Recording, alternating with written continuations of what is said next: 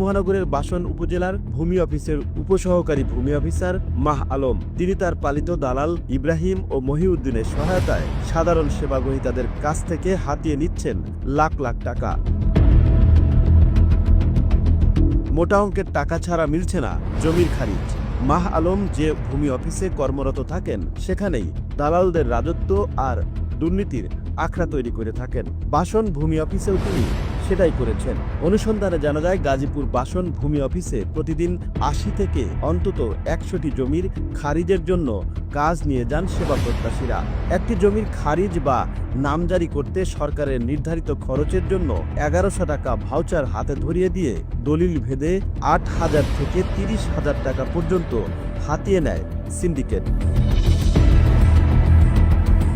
উপসহকারী ভূমি অফিসার মাহ আলম সেবা দেবার নাম করে সাধারণ মানুষকে পাঠিয়ে দেন দালাল ইব্রাহিমের কাছে। আর টাকার মেশিন দালাল ইব্রাহিম সাধারণ সেবা প্রত্যাশীদের ঘামে ভেজা লক্ষ লক্ষ টাকা নিয়ে তুলে দিচ্ছেন মাহ আলমের পকেটে, আর সেটার ভাগও পাচ্ছেন দালাল ইব্রাহিম।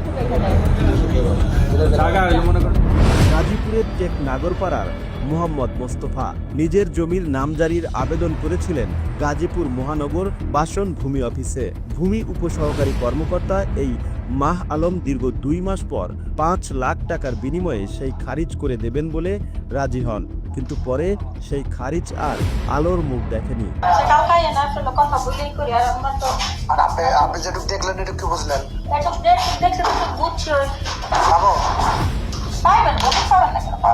অনুসন্ধানে জানা যায় মোস্তফার কাছ থেকে সেই খারিজের জন্য আরও টাকা দাবি করেন ভূমি উপসহকারী মাহ আলম।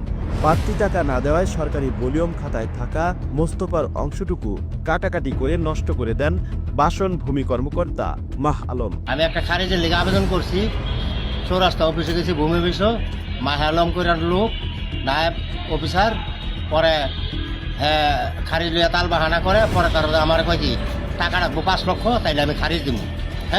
আর নাইলে টাকা এই খারিজ দিতাম না, খালি ঘুরায় বক্কর চক্কর এরপরে তারা আমার খারিজ দিয়ে দিলাম, আর কইছে টাকা দিলে খারিজ দিব, নাইলে দিতাম।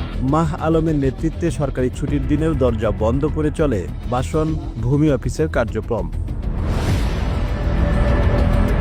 বাসন ভূমি অফিসে শুধু মাহ আলমের মাধ্যমেই যে দুর্নীতি হয়েছে তা কিন্তু নয়। বাসন ভূমি অফিসের সাবেক ভূমি উপসহকারী শফিকুল ইসলামও নলজানির এক সেবাগ্রহীতার নিকট থেকে একটি খারিজের জন্য নগদ ২ লক্ষ টাকা নিয়েছিলেন।